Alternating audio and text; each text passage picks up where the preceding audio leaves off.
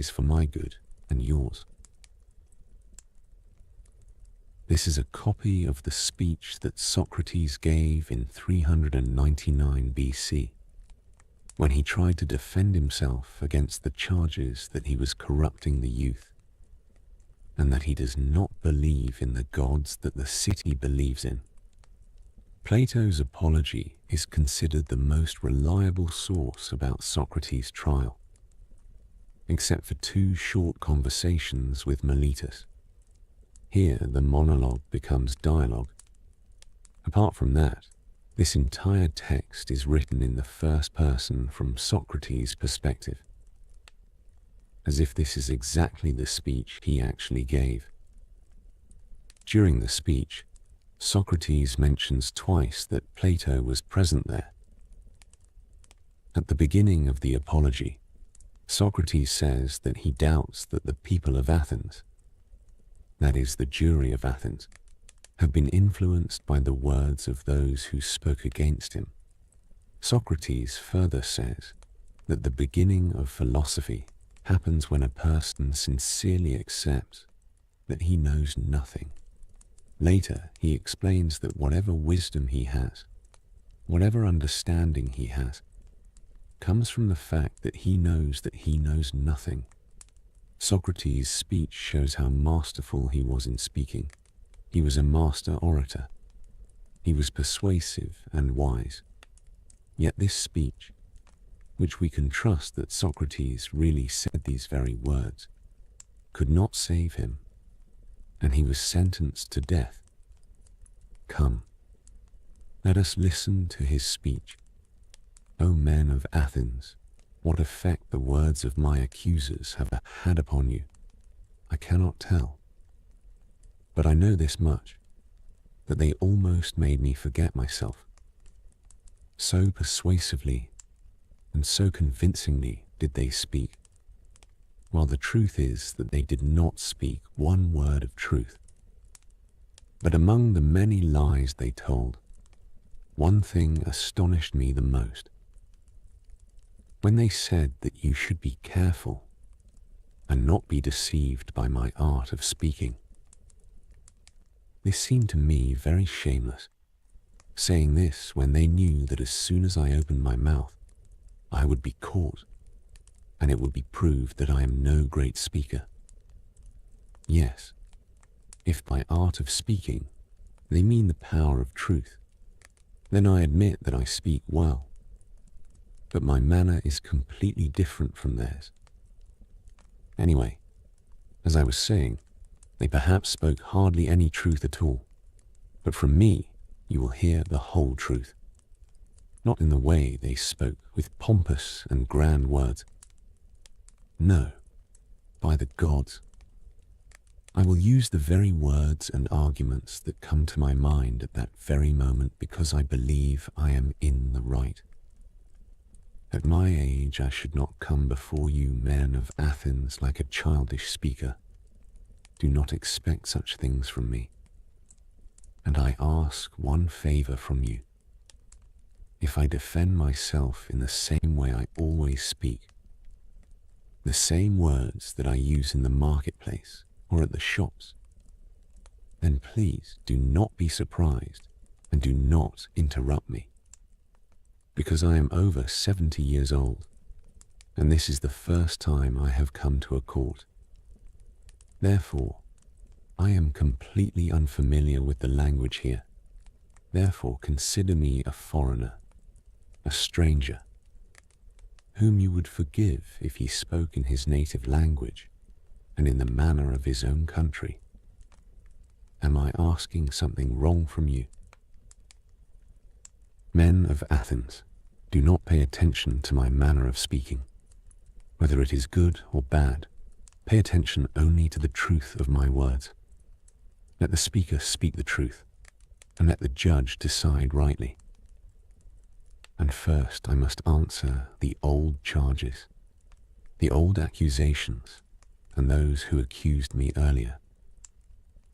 And then I will come to the later ones, because from long ago I have had many enemies who for many years have been saying false things about me before you, and I fear them more than Anytus and his companions, although they too are dangerous in their own way. But those people are more dangerous, who began when you were children and took possession of your minds with their falsehoods, saying that there is a man named Socrates, a wise man who investigates things in the heavens, searches things under the earth, and makes the wrong appear right. These people who spread this story are the enemies I fear.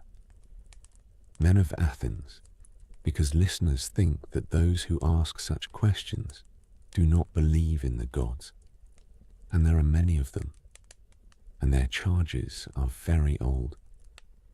Men of Athens, and they were brought when you were even more impressionable in childhood, or perhaps in youth, and the decision became one-sided because there was no one to answer.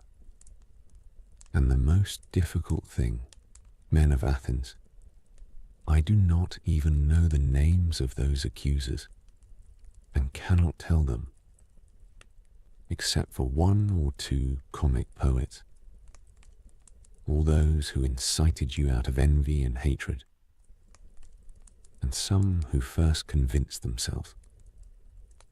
It is most difficult to deal with such people, because I cannot call them here and cannot cross-examine them. Therefore, I have to fight only with shadows in my defense, and argue when there is no one to answer. So I tell you, men of Athens, assume as I said, my opponents are of two kinds, one new and the other old, and I hope you will understand why I must answer the old ones first, because you heard those charges very long before the new ones, and very often. So come, allow me to present my defense, men of Athens, and try to remove in a short time that bad name, that slander that has been going on for a long time.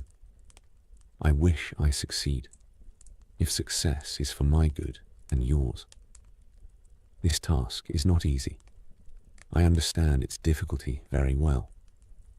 Still, leaving the result to the god and obeying the law, I will now give my defense. I will begin from the beginning and ask what is that charge that caused my bad name, and which gave Meletus the courage to bring this accusation against me. So what do the slanderers say?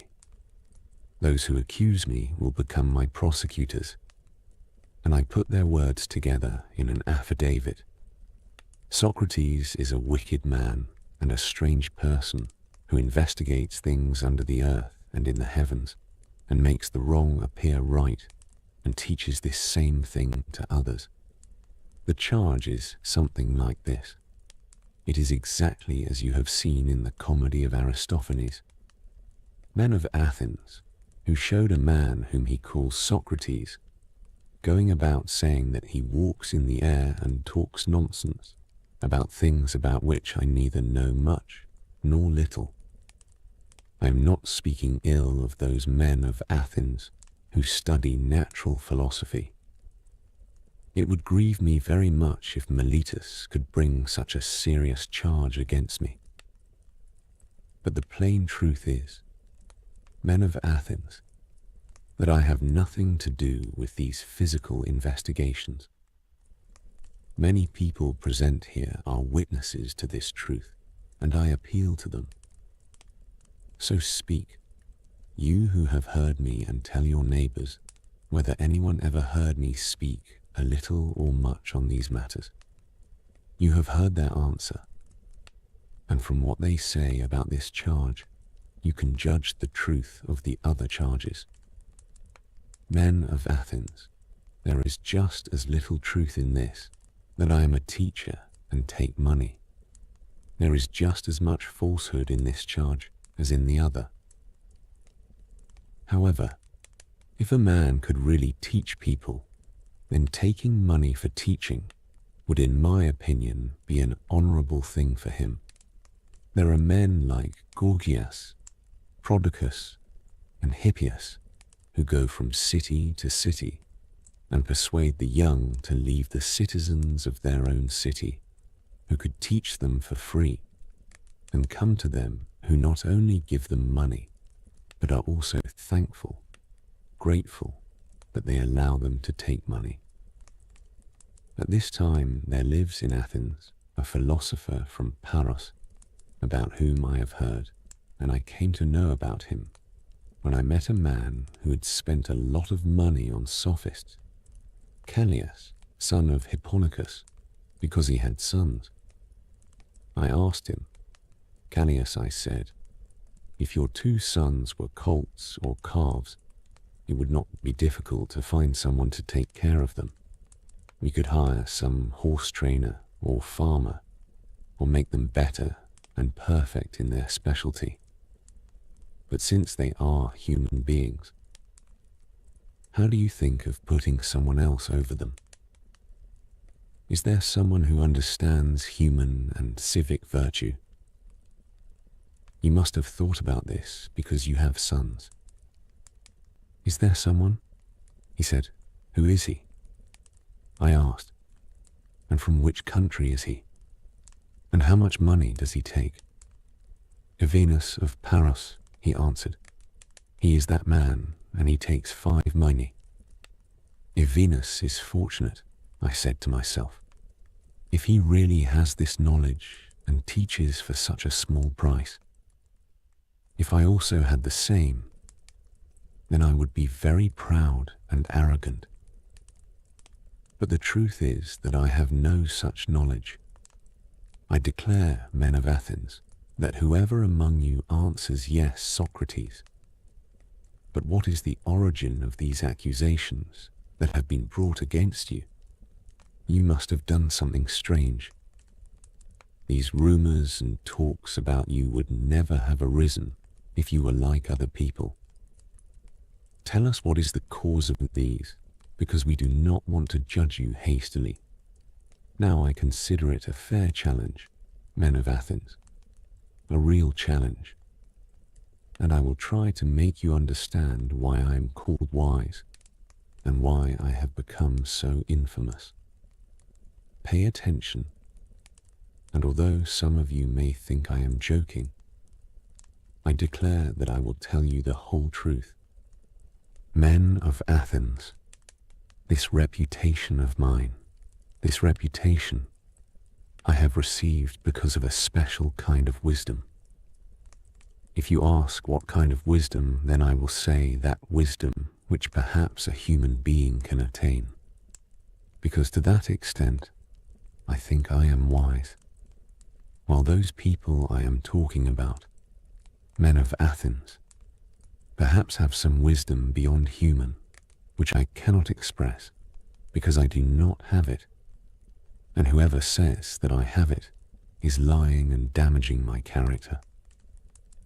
And here, men of Athens, I request you not to interrupt me, even if it seems that I am exaggerating, because what I will say in shame is not mine. I will take you to such a witness, a trustworthy witness. That witness will be the god of Delphi. He will tell you about my wisdom, if I have any, and what kind it is. You know, Chaerephon. He was my friend from the beginning, and yours too, because he was with you in the recent exile and returned with you. Anyway, Chaerephon, as you know, was very hasty in all his actions, very impetuous, and he went to Delphi and boldly asked the oracle, as I was saying, "Please do not interrupt me." So he asked the oracle whether anyone is wiser than me, and the Pythian prophetess answered that no man is wiser than me, no one is wiser than me. Chaerephon himself is dead, but his brother who is in the court will testify to the truth of my words. Why am I telling all this? Men of Athens, because I'm going to explain to you why my name became so infamous. When I heard that answer, I said to myself, what could the god mean? And what is the meaning of this riddle of his? Because I know that I have no wisdom, neither small nor great. Then what does he mean when he says that I am the wisest man, and he is God and cannot lie? That would be against his nature. After thinking for a long time, I thought of a way to test this question, to try it.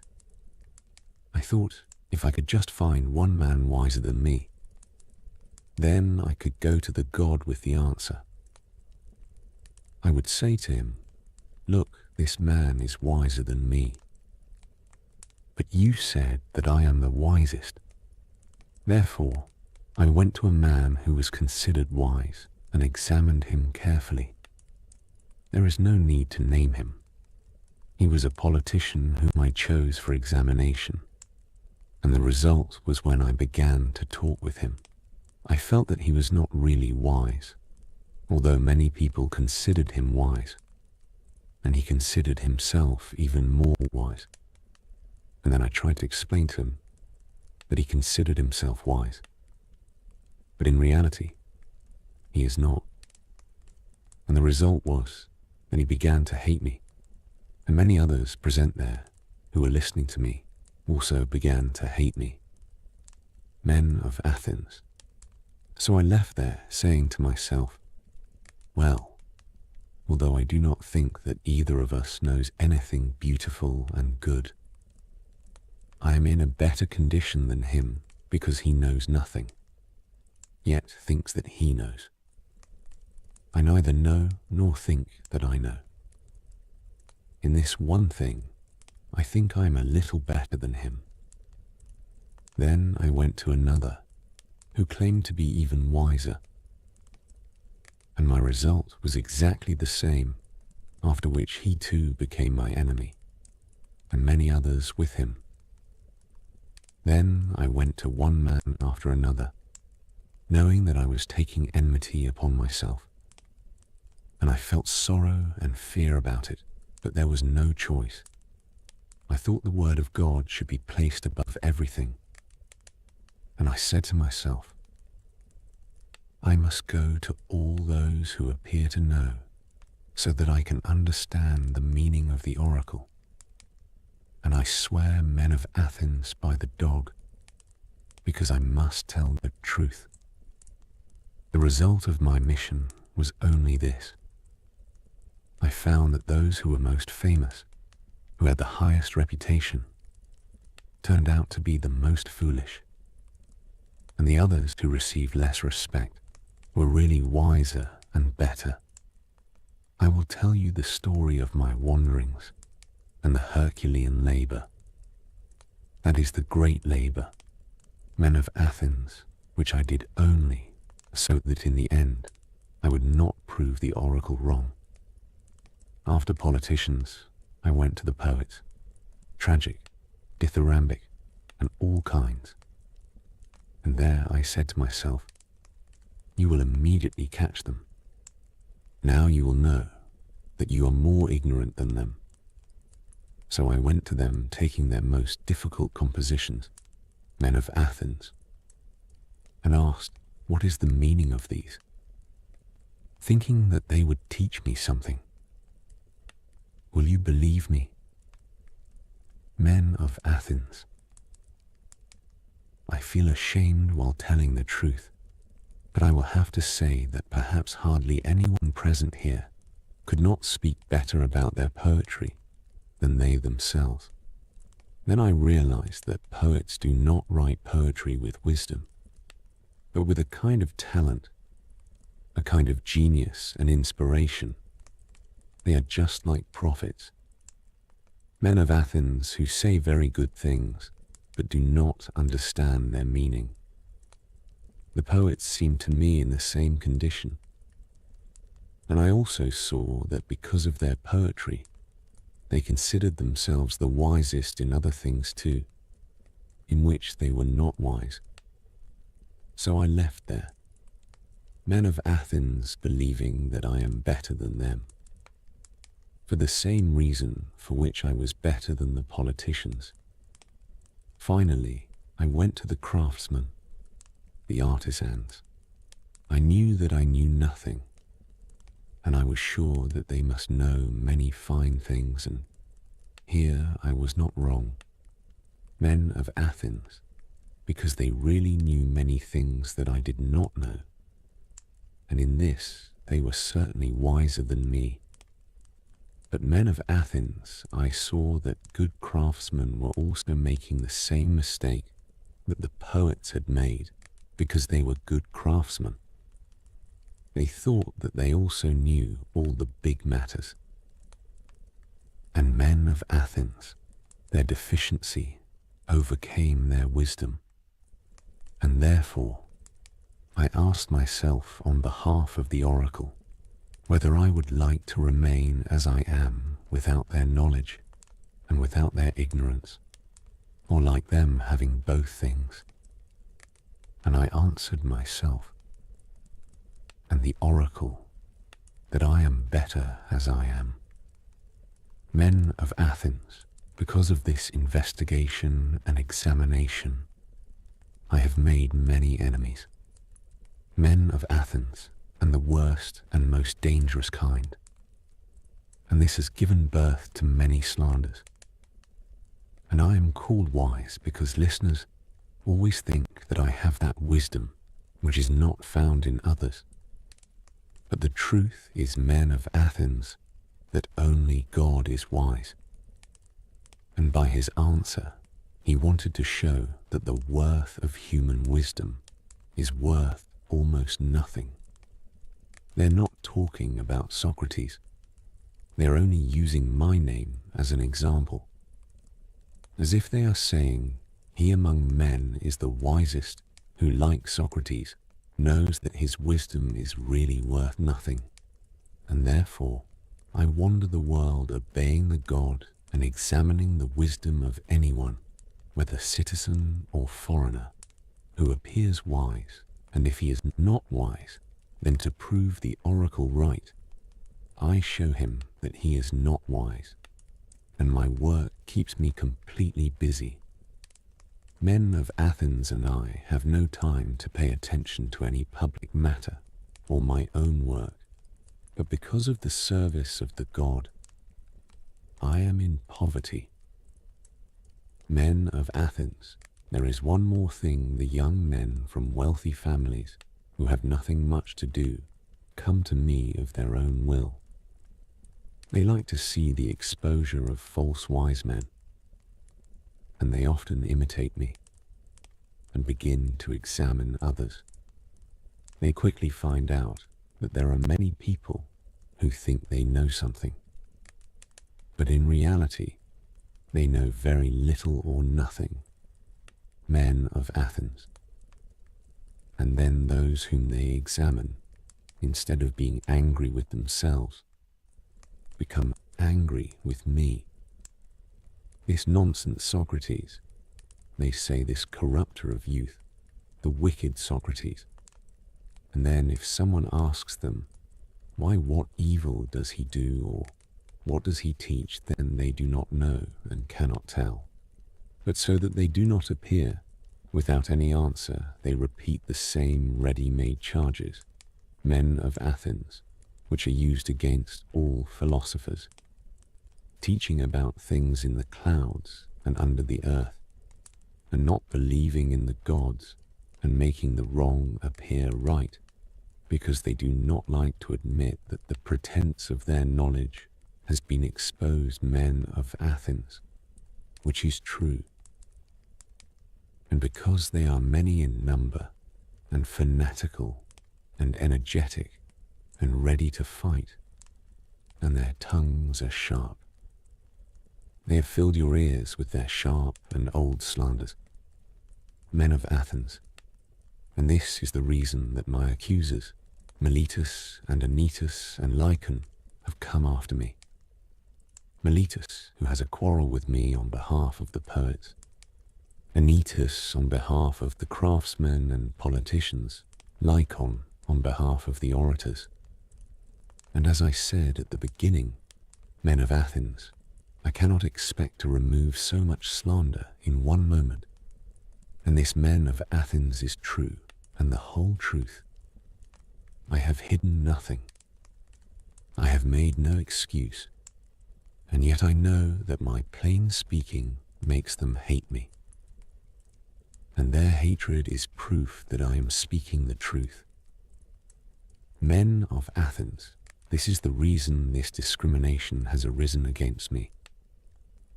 And this is its cause, as you will find in this, or in any further examination. Men of Athens, I have spoken enough against my earlier accusers. Now I turn towards the later ones. Men of Athens, their leader is Meletus, that good man and true lover of the country, as he himself says. I will also have to try to defend myself against them. Let their affidavit be read. It says something like this.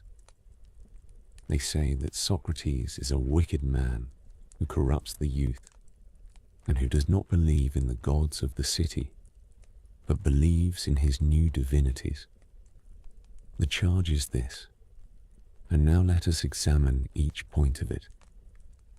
Men of Athens, he says that I do evil and corrupt the youth, but I say, men of Athens, that Meletus is completely wrong, because he pretends to be serious while he is only joking, and he is so hasty to bring people to court for matters in which he never had the slightest interest. And I will try to prove this truth to you. Come here, Meletus, and let me ask you one question. You think a lot about the improvement of the youth, isn't it? Yes, I think. Then tell these judges who improves them, because you must know when you took so much trouble to find the corrupter and brought me before them and made the accusation. Speak, and tell the judges who is their improver. Look, Meletus, you are silent and you have nothing to say. Is this not a shameful thing? Meletus, and proof of what I say, that you have no interest in this matter. Speak, friend, and tell us who improves them. The laws improve them. But my good man, that is not what I mean. I want to know who is the man who first knows the laws. Music. Judges people. Socrates, who is present here in the court. Do you mean, Meletus, that these people can teach and improve the youth? Certainly they can improve. What, all of them, or only some, and not all the rest? By the goddess Hera. This is very good news, then. There are many improvers. And what do you say about the listeners? Meletus, do they improve them? Yes, they also improve. And the senators? Ministers, Meletus. Yes, senators also improve them. But perhaps the assembly people corrupt them, or do they also improve them? Meletus, tell. They also improve. So this means Athens improves them and raises them.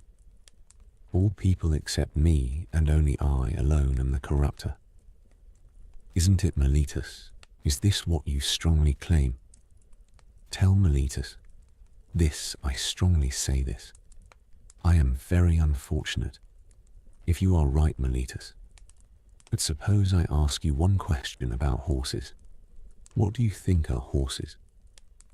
Does one man harm them, and the whole rest of the world does them good, is not the truth? Completely the opposite, Meletus. One man can do them good, or at least many. Not the horse trainer does them good, and the rest of the people who stay with them harm them. Is this not true, Meletus? For horses, or for any animal, surely this is the truth, whether you and Anytus say yes or no. The fate of the youth would really be very good if only one corrupted them and the whole world improved them. But you, Meletus, have clearly shown that you have never thought about the youth at all. Your carelessness is shown by the fact that you do not care about the things for which you brought me to court. Meletus, and now Meletus, I will ask you one more question. By Zeus, I will ask, is it better to live among bad citizens or among good people? Answer, friend. I say this question is easy, that good people do not do good to their neighbors, and bad people do not do evil to them. Surely they do. And is there anyone who would want those with whom he lives to harm him instead of benefiting him? Answer, my good friend Meletus. The law says you must answer. Does anyone want to be harmed? Certainly not. And when you accuse me of corrupting and spoiling the youth, Meletus, then do you say that I corrupt them intentionally or unintentionally intentionally? I say intentionally corrupt. But you just admitted, Meletus, that good people do good to their neighbors, and bad people do evil to them.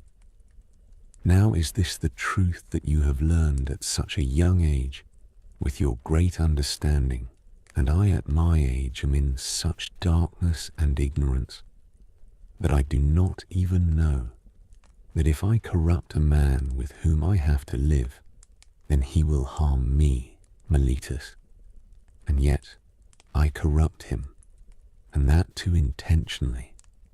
This is what you say. However, neither I nor any other man will believe you on this, Meletus, but either I do not corrupt them, or I corrupt them unintentionally, and in both cases you are lying. If my fault was unintentional, then the law does not punish unintentional wrongs. You should have taken me aside and explained and given warning, because if I had received better advice, I would have stopped doing it.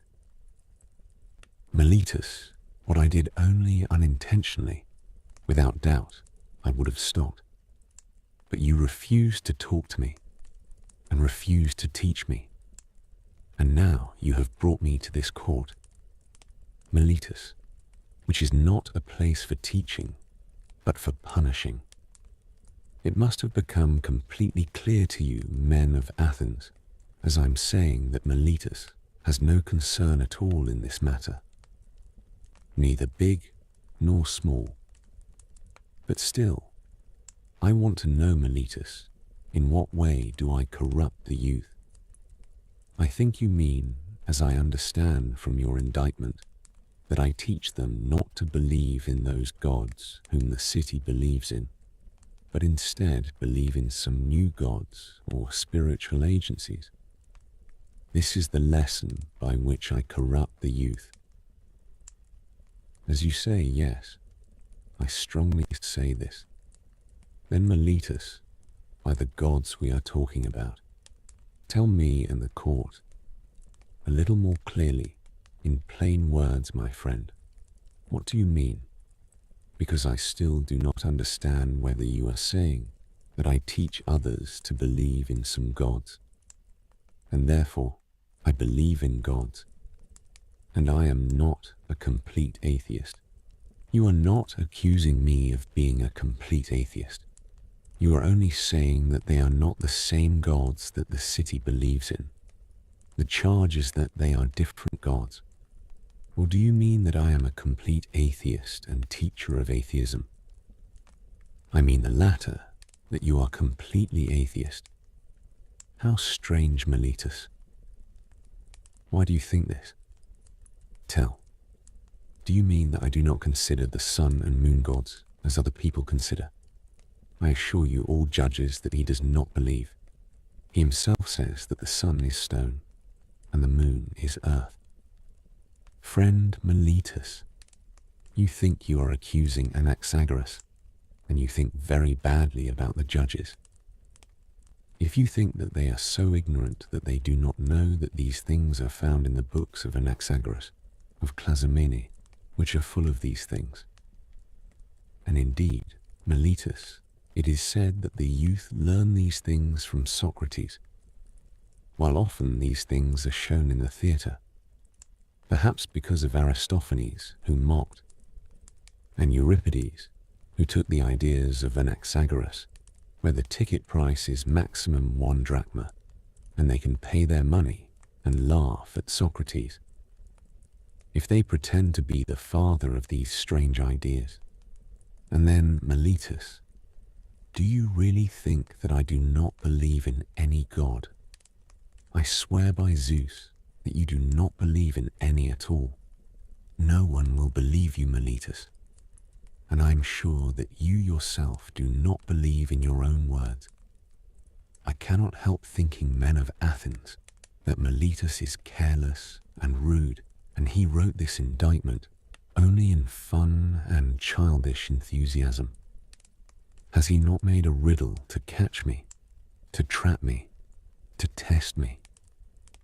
He said to you all, let me see whether the wise Socrates can catch this funny contradiction of mine, or whether I will succeed in deceiving him and all the rest, because he clearly contradicts himself in the indictment, men of Athens, as if he is saying Socrates is guilty of not believing in the gods, and yet believes in them. But this is not the work of a man who is serious, who is grave. Men of Athens, I would like you to examine with me that thing which appears contradictory to me in his words. Contradiction, and you, Meletus, answer.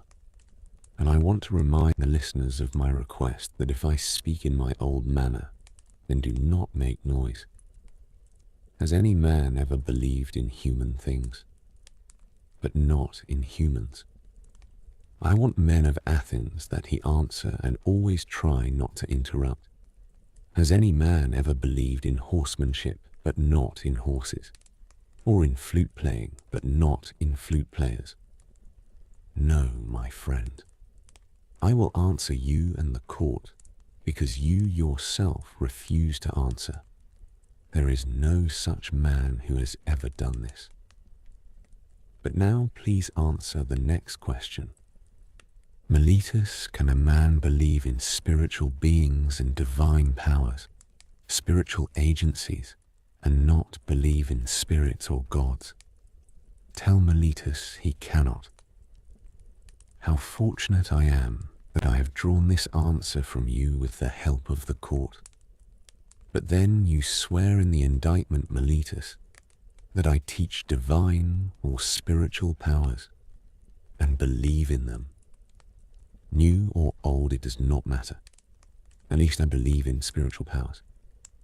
This you say and swear in the affidavit.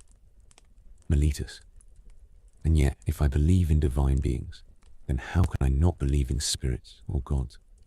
Should I not? Surely I should. And therefore I accept that your silence means yes. Meletus, now what are these spirits or these divine beings? Are they either not gods or sons of gods? Tell my friend Meletus. Surely they are, but this is the very thing with which I refute your funny riddle. Meletus, divine beings, spirits, are they gods? And you first say that I do not believe in gods, and then again say that I believe in gods.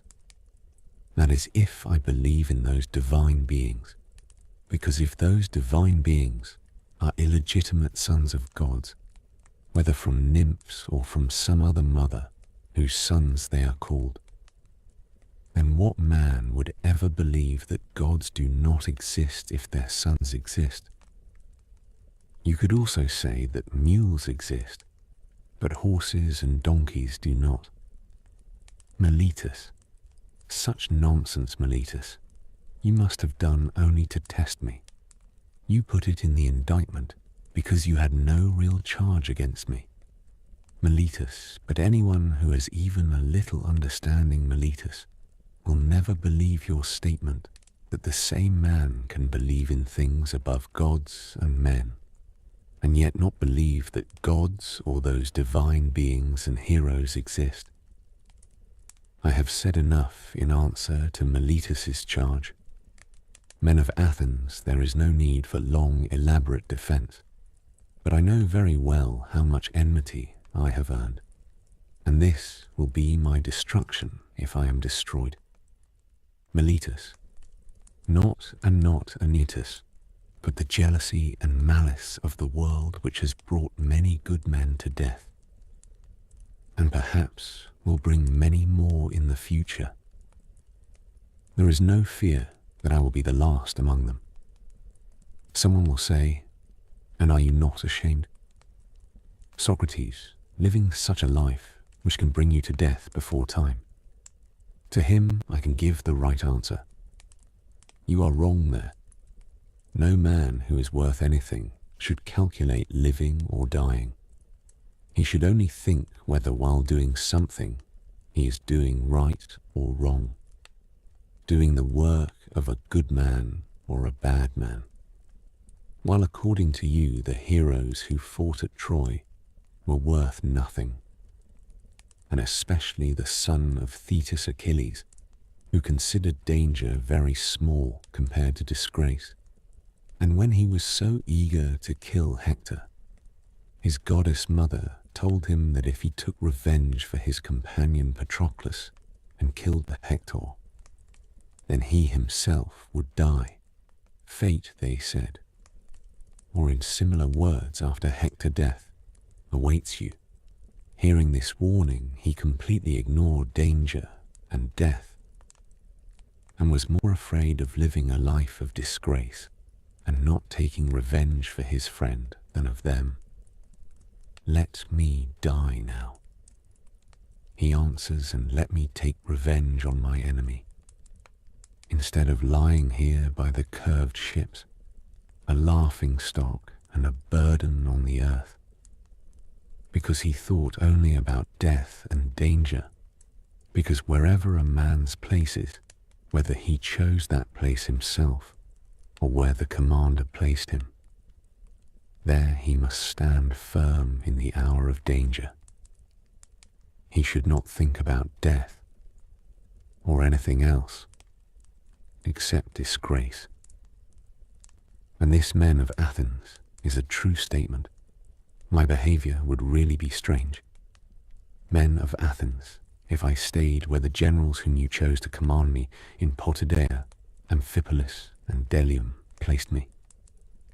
There I stayed as any other man facing death. If now, as I believe and think, God orders me that I should complete the mission of philosopher. Men of Athens, examining myself and other people, and I leave my place and run away because of fear of death or any other fear. Men of Athens, then, that would really be strange, and I could rightly be brought to court for not believing in God. If I did not obey the oracle because I was afraid of death, thinking that I am wise while I am not, because fear of death is really pretense of wisdom, not real wisdom, because it is pretense of knowing the unknown, and no one knows whether death, which people consider in their fear the greatest evil, perhaps is the best thing. Is this not shameful ignorance? That ignorance which is the arrogance that man knows what he does not know. And in this matter, I consider myself different from ordinary people, men of Athens, and perhaps can claim to be wiser than them, that while I know very little about the underworld, I do not claim that I know. But I know that to do injustice and not to obey one's better, whether God or man, is bad and shameful. Men of Athens and I will never fear or run away from anything that may be good, instead of that which is certainly bad, and therefore, if you now let me go and do not listen to Anytus, who said that because there was a trial against me, I must necessarily be sentenced to death, or if not, then there should not have been a trial against me, and that if I escape now, then your sons, listening to my words, will be completely ruined. If you say to me, men of Athens, that Socrates, this time we will not listen to Miletus, and we will let you go, but on one condition, that you will not do such investigation and thinking further, and if you are caught doing so, you will have to die. If this was the condition on which you would let me go, then I would answer, men of Athens, I respect you and love you, but I will obey God rather than you. And as long as there is knowledge and strength in me, I will never stop doing philosophy and teaching.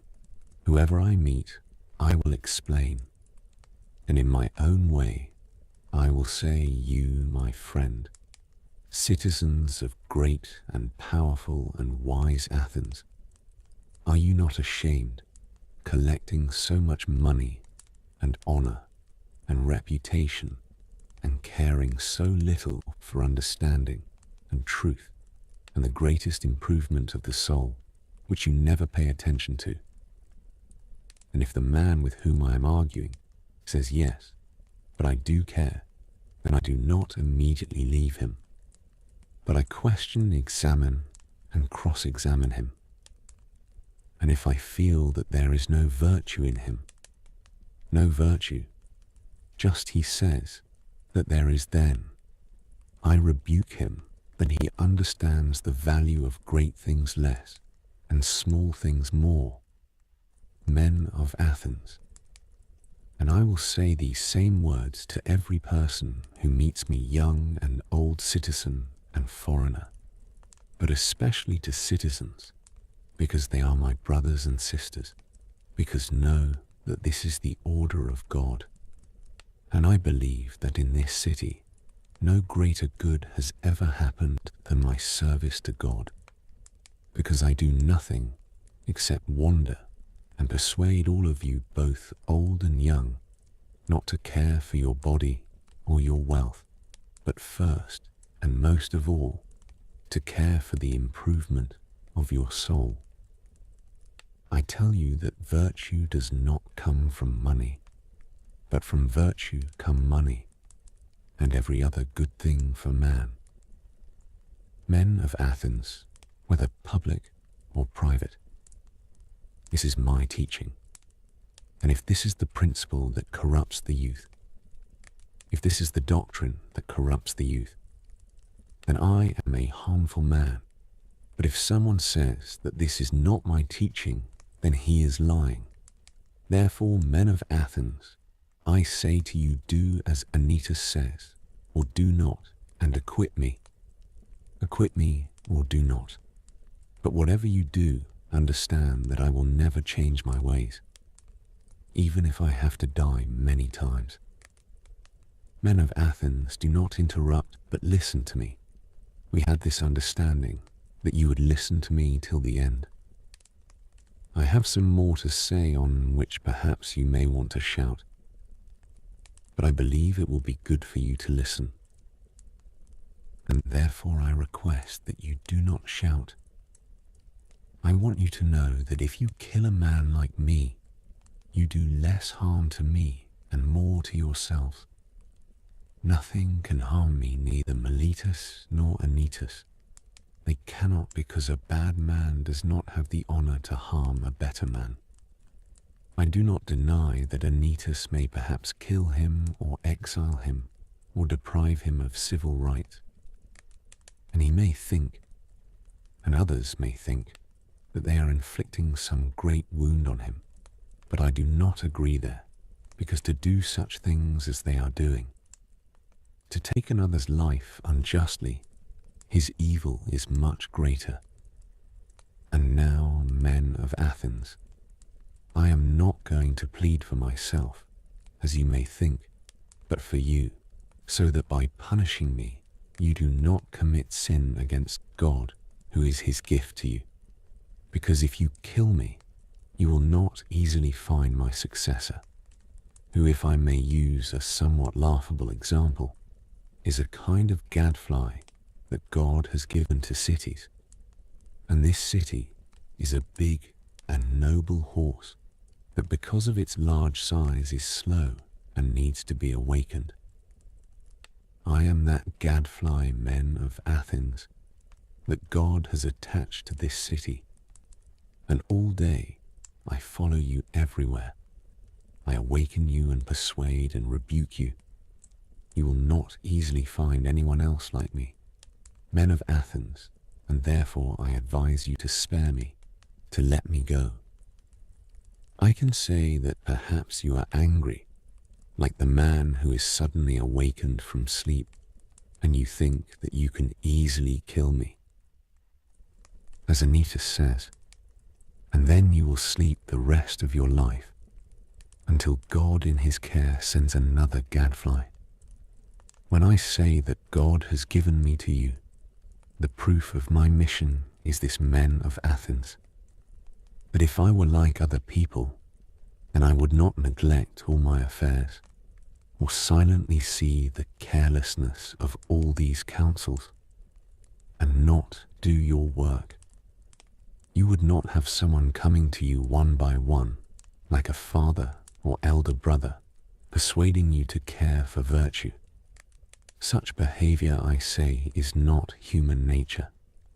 Men of Athens, if I had received something or money for my advice, then it would make sense for me to do so.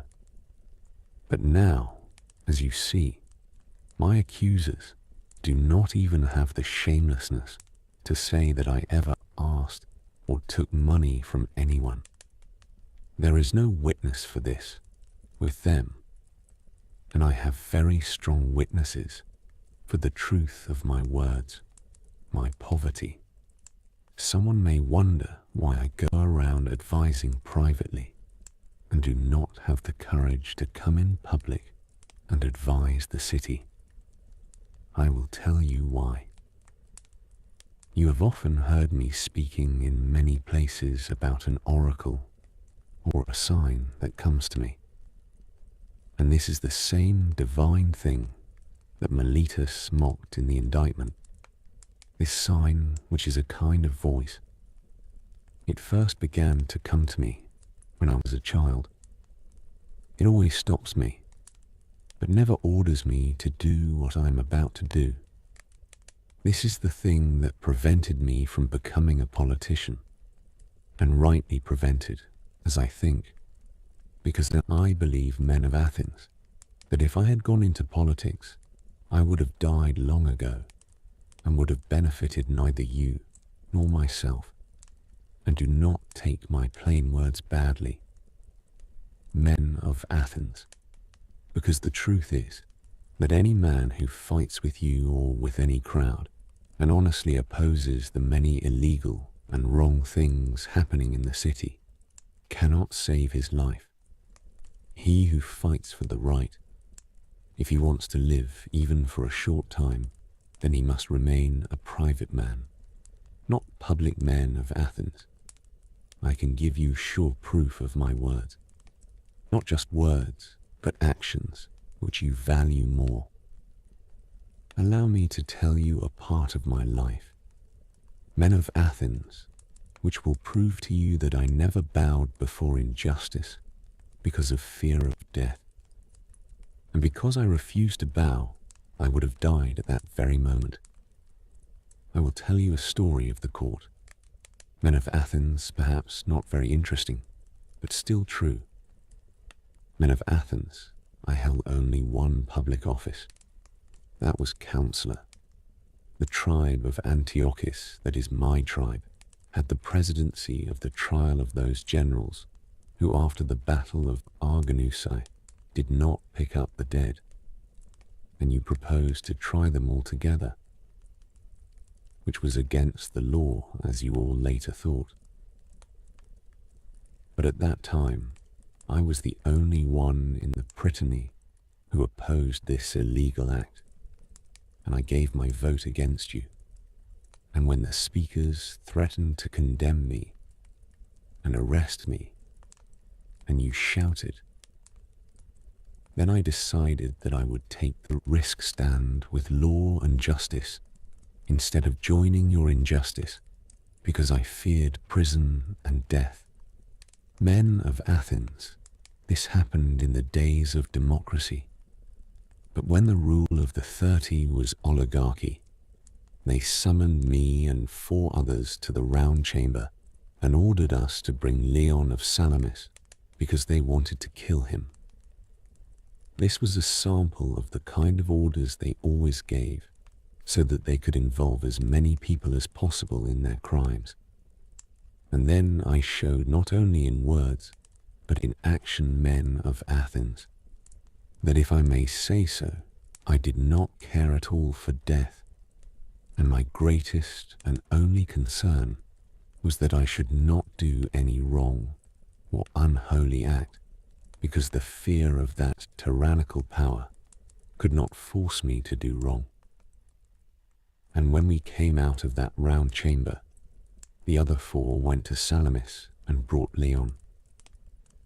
But I quietly went home, for which I could have lost my life if the power of the 30 had not ended shortly after. And many people will be witnesses to these words of mine. Now, do you really think that I could have lived so many years? Men of Athens, if I had lived public life and always supported the right like a good man and kept justice first as I should have. No, men of Athens, neither I nor any other man, but I have always been the same in all my actions, in public as well as in private. And I never bowed before those who are falsely called my disciples, my students, and not before anyone else. It is not that I have no true disciples, no disciples. But if someone wants to come and listen to me when I'm fulfilling my mission, whether young or old, he is not stopped. And nor do I speak only to those who pay money, but anyone, whether rich or poor, can ask me and answer and listen to my words, and whether he turns out bad or good. The responsibility of neither result is on me, because I never taught anything to anyone and never claimed to teach. And if someone says that he learned or heard something privately from me that the whole world did not hear, then I tell you that he is lying. Men of Athens. But it will be asked, men of Athens, why do people enjoy talking with you continuously? I have already told you, men of Athens, the whole truth of this matter, that they like to hear question and answer from those who pretend to be wise.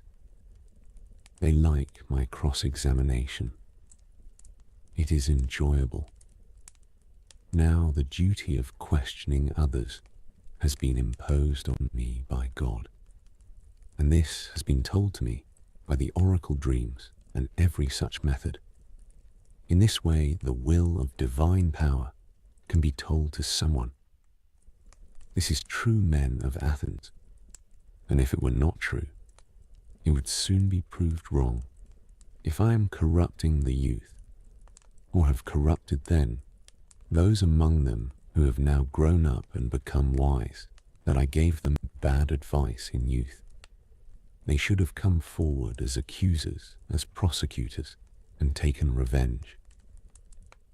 Or if they themselves do not want to come, then their relatives, father, brother, or other relations should have said what evil their family suffered at my hands. Now is their time. I see many of them in the court. There is Crito, who is of my age and from my place, and there is Critobulus, his son, whom I see. There is Lysanias of Sphetus, whose father is present, and there is Antiphon of Cephisus, who is the father of Epigenes. And there are their brothers who were with me. There is Nicostratus, son of Theozotides, and brother of Theodotus. Now Theodotus himself is dead, therefore he will not try to stop him. And there is Paralus, son of Demodocus, his brother was Theages. And there is Adamantus, son of Ariston, whose brother Plato is present here. And there is Aeantodorus, brother of Apollodorus, whom I see I can name many more men of Athens, among whom some should have been presented by Meletus as witnesses in his speech. And he can still present them. If he has forgotten, I will make way for him. And let him say, if he has any such testimony that he can show. No men of Athens, the truth is completely the opposite, because all these are ready to testify in favor of the corrupter, in favor of the one who harmed their relatives, as Meletus and Anytus say to me. Not only the corrupted youth, perhaps there may be some other reason, but why do those elder relatives who are not corrupted give testimony in my favor? Why? What other reason could there be except truth and justice, men of Athens? And because they know that I am speaking the truth, and Meletus is lying, well, men of Athens, this and such defense I had to present. Just one more thing. Perhaps someone is angry with me. When he remembers how he himself, on some similar or less serious occasion, begged the judges with tears, and how he brought his children to court, which was an emotional spectacle, a moving spectacle, along with many relatives and friends. While I, whose life is perhaps in danger, do none of these things, this difference may come to his mind, and he may become against me, and vote in anger, because he is unhappy with me on this matter.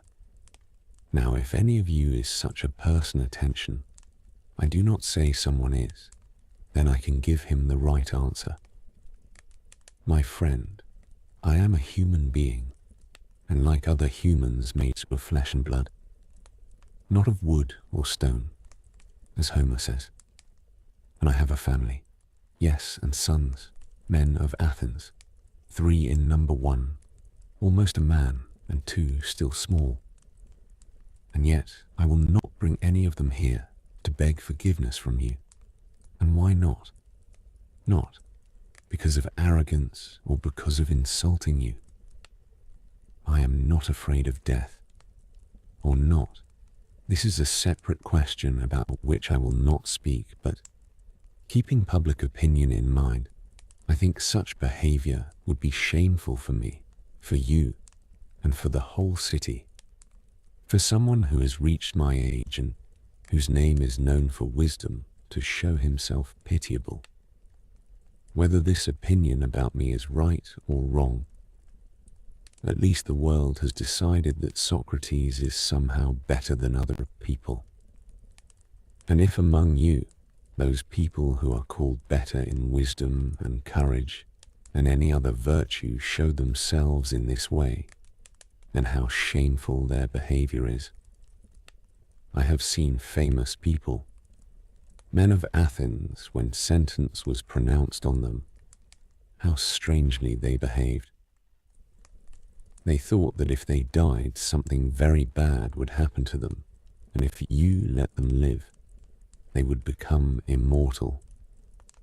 And I think, men of Athens, that such people are a disgrace to the city, dishonor, and any foreigner coming would say that the most special people of Athens, whom the Athenians themselves give honor and power, are no better than women. And I say that these are things we should not do, who have any honor, any reputation.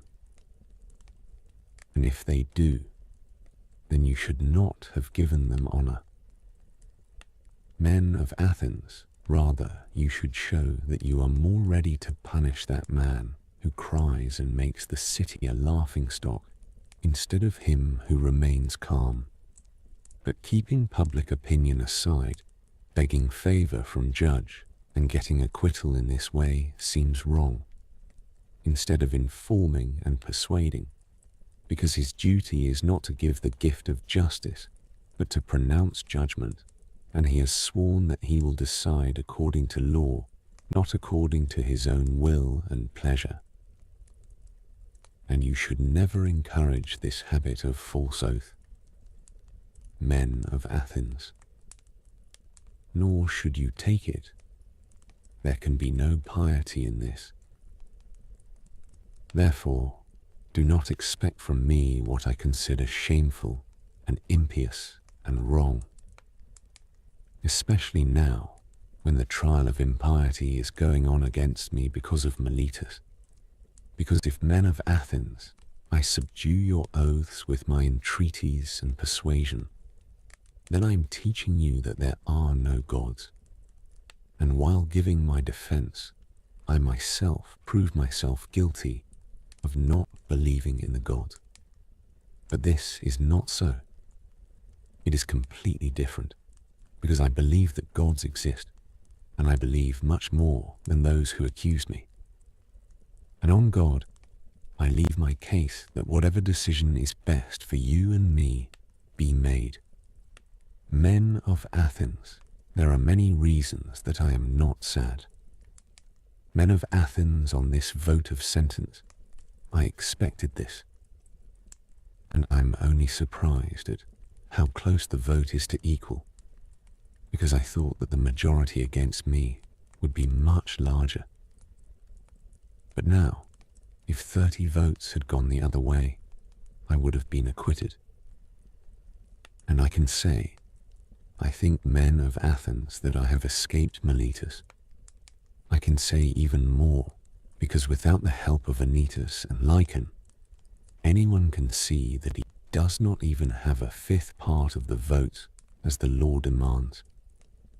And in that case, he would have to pay a fine of 1,000 drachmas, and therefore he demands death as punishment.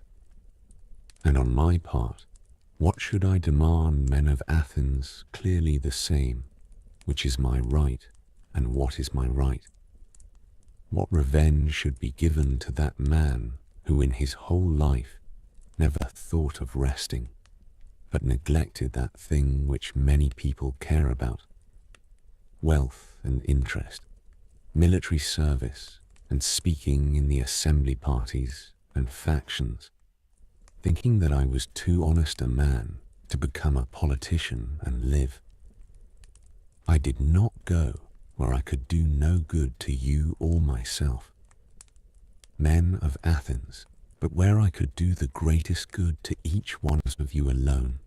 I went there, men of Athens, and tried to persuade each one of you to care for himself, and before personal benefits, to seek virtue and understanding, and before the benefits of the city, to care for the city, men of Athens. And this should be the order. This should be the order that he should adopt in all his actions. What should be done with such a man? Men of Athens, surely some good thing, if he is to receive his reward, and goodness should be worthy of him, a poor man who is your benefactor, and who wants free time so that he can teach you what reward can be right for him. Men of Athens, there cannot be a better reward than free meals in the Prytaneum. Men of Athens, a reward for which he is much more deserving than that citizen who won a prize in the horse or chariot race in Olympia. Whether 2 horses pull the chariot, or many, because I am in need, and he has plenty, and he only gives you pleasure, and I give you truth, men of Athens. And if I have to estimate the punishment correctly, then I will say that free meals in the Prytaneum is the right revenge. Perhaps you think that what I am saying now is challenging you, as I said earlier about tears and prayers. But it is not so. Men of Athens, I am saying this because I am sure that I have never intentionally done wrong to anyone, although I cannot persuade you. Time was very short. If there was a law in Athens, like in other cities, that the decision of death sentence should not be made in one day, then I am sure I would have persuaded you. But I cannot disprove great slanders in one moment. Men of Athens, and because I am sure that I have never done wrong to another, I am sure I will not do wrong to myself. I will not say this about myself, men of Athens, that I deserve any evil or propose any punishment. What should I do? Why should I do? Because I am afraid of the death penalty which Miletus wants. When I do not know whether death is good or bad, then why should I demand such a punishment which is certainly bad? Should I say imprisonment? And why should I live in prison and be slave of the 11 officers for years? Or should the punishment be a fine and imprisonment until the fine is paid? There is the same difficulty. I will have to remain in prison because I have no money and I cannot pay. And if I propose exile, and perhaps this is the punishment you will decide, then I will really become blind in love of life. If I am so foolish that I hope that when you, my own citizens, cannot bear my speech, and words consider them so painful and bad that you do not want them anymore, then other people will bear me, no men of Athens. This is not possible. And what kind of life will I live at my age, wandering from city to city, always changing my exile, and always being driven out, because I am completely sure that wherever I go, there also the youth will come to me, just like here. And if I drive them away, then their elders on their saying will drive me out. And if I allow them to come, men of Athens, then their fathers and friends will drive me out for their sake. Someone will say, yes, Socrates, but can you not keep your tongue quiet? And then you can go to some foreign city and no one will trouble you. Now it is becoming very difficult for me to make you understand my answer. Isn't it, men of Athens? Because if I say to you that to do as you say would be not to obey God, and therefore I cannot keep my tongue quiet, then you will not believe that I am serious. And if I then say that to speak daily, about virtue,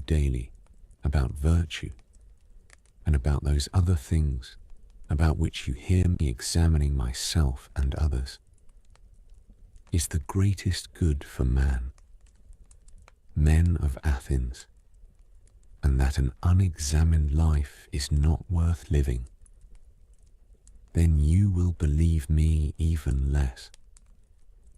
Men of Athens, yes, what I say is true, although it is difficult for me to persuade you.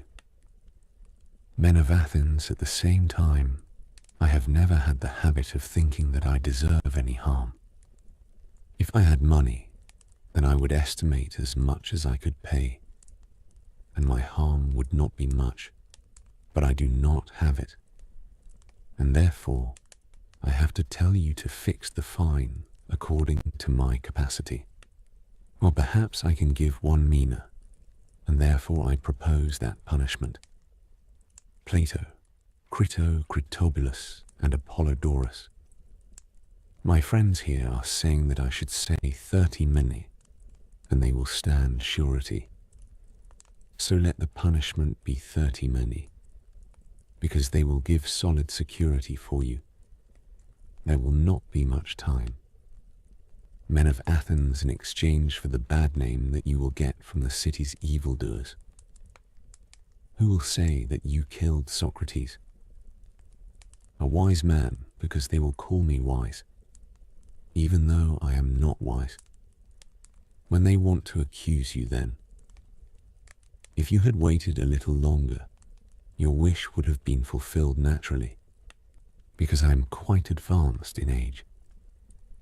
As you can see, and not far from death. Now I am not speaking to all of you, but only to those who have sentenced me to death. And I have one more thing to say to them. Men of Athens, you think that I have been proved guilty because I did not have such words that would have acquitted me. I mean, if I had thought that anything to say or do to be saved was right, then it is not so. The deficiency because of which I was proved guilty was not of words. Not at all, men of Athens. But there was no courage or shamelessness or desire in me that I speak to you as you wanted me to do. Weeping, wailing, and showing sorrow, and saying and doing many such things which you are accustomed to hear from others, and which, as I believe, men of Athens are not worthy of me. At that time, I thought that in danger, I should not do any mean or low thing. And even now, I do not repent the manner of my defense. Men of Athens, I prefer to die speaking in my way, instead of living, speaking in your way. Because neither in war nor in law should I or any man use every means to escape death. In war, it is often without doubt that if a man throws away his weapons and kneels before his pursuers, he can escape death. And in other dangers, there are many more ways to escape death. If a man is ready to say and do anything difficult, men of Athens, my friends, to escape death is not but to escape from injustice, because he runs faster than death. I am old and walk slowly, and the slow runner has caught me. And my accusers, my prosecutors, are fast and agile, and the fast runner's injustice has caught them. And now I am going from here, having received the sentence of death from you.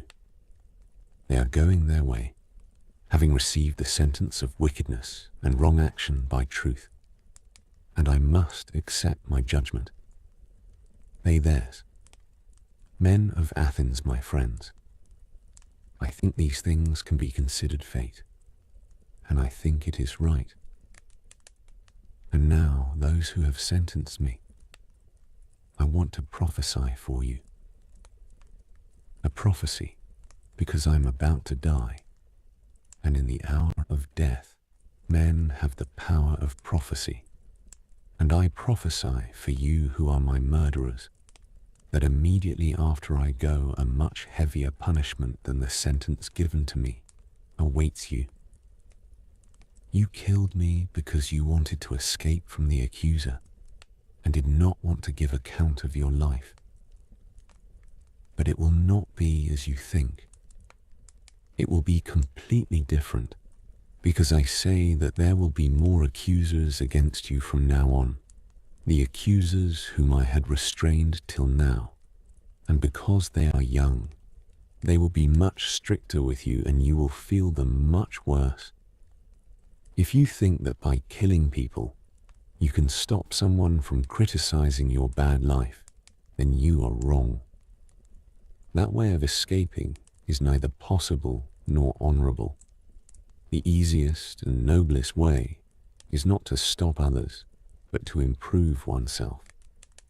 This is the prophecy that I give to those judges who have sentenced me before going, friends who would have acquitted me, I also want to talk to you about what has happened while the officials are busy, and before going to that place where I have to die, wait a little, because we can talk to each other while there is time. You are my friends, and I want to show you the meaning of this event that has happened to me. My true judges, my friends. Because I can truly call you judges, I want to tell you something wonderful. Till now, that divine power, that divine faculty, whose source is that inner oracle, was constantly in the habit of opposing me even in small matters. If I was going to make a mistake in any matter. And now, as you see, that has come upon me, which can be understood and usually considered the last and greatest evil. But the oracle gave no sign of opposition neither, when I was leaving home in the morning, nor when I was on the way to court, nor when I was speaking on any matter that I was going to say. And yet I was often stopped in the middle of this speech. But now, in anything I have said, the oracle has not opposed me. What is the reason for this silence, I understand? I will tell you. It is a sign that what has happened to me is good. And those of us who think that death is an evil are wrong, because that familiar sign would certainly have opposed me if I was going towards evil and not towards good. Let us think in another way, and we will see that there is great reason to hope that death is a good, because there are two possibilities. Either death is nothingness and a state of complete unconsciousness, or as people say, it is a change and journey of the soul to another world. Friends, now, if you believe that there remains no consciousness, but it is like a sleep of that man whose sleep is not even troubled by dreams, then death would be a great benefit, because if a man chooses that night in which his sleep was not troubled even by dreams, and compares it with the rest of the days and nights of his life, and then tells us how many days and nights he spent better and happier than this in his life, then I think no man, I am not talking about an ordinary man, but even great kings would not find so many days or nights when compared with others. Now if death is like this, then I say that dying is beneficial, because for eternity, for infinite time, it is just like one night. But if death is a journey to another place, and there, as people say, all the dead live, then what greater good could there be? My friends and my true judges, if really, when the traveller reaches the underworld, he gets rid of the professors of justice of this world and finds those true judges who pronounce judgment there, Minos and Rhadamanthus, and Aeacus, and Triptolemus, and the other sons of God who were righteous in their life then, that journey would be worth undertaking. What would a man not give to be able to talk with Orpheus and Musaeus and Hesiod and Homer? No, if this is true, then let me die again and again. I myself would have great pleasure in meeting and talking with Palamedes and Telamon's son Ajax and any other ancient hero who died because of unjust judgment, my friends. And I think there would be no less pleasure in comparing my sorrows with their sorrows. Above all, I would then be able to continue the search for true and false knowledge, just as in this world, so in the next, and I would find out who is wise and who pretends to be wise and is not. What would a man not give? My friends, my true judges, to examine that great leader of the Trojan expedition, or Odysseus, or Sisyphus, or countless other men and women too, to talk with them and ask them questions. In the other world, they do not punish a man for asking questions. Certainly not, because besides being happier than us, they are immortal. If what is said is true, therefore, friends, my true judges, be happy about death, and know for sure that no evil can happen to a good man, neither in life nor after death. He and his dear ones are not neglected by the gods, and my own end has not come just by chance. But I clearly see that the time has come when it was better for me to die and be freed from trouble. That is why the oracle gave no sign. For this reason, friends, I am not angry with those who sentenced me or with my accusers. They have done me no harm, although their intention was not to do me good, and for this I can blame them a little. Yet I want to ask a favor from them. When my sons grow up, I will say to you, my friends, that punish them, and I want you to trouble them in the same way as I troubled you. If they care more for wealth or anything else than virtue, or if they pretend to be something when they are actually nothing, then rebuke them as I rebuked you to care for that thing which they should not care for, and to think that they are something when they are actually nothing. And if you do this, then justice will be done to me and my sons both by your hands. The time has come to go, and we are going our separate ways. I to die, and you to live, which is better, only God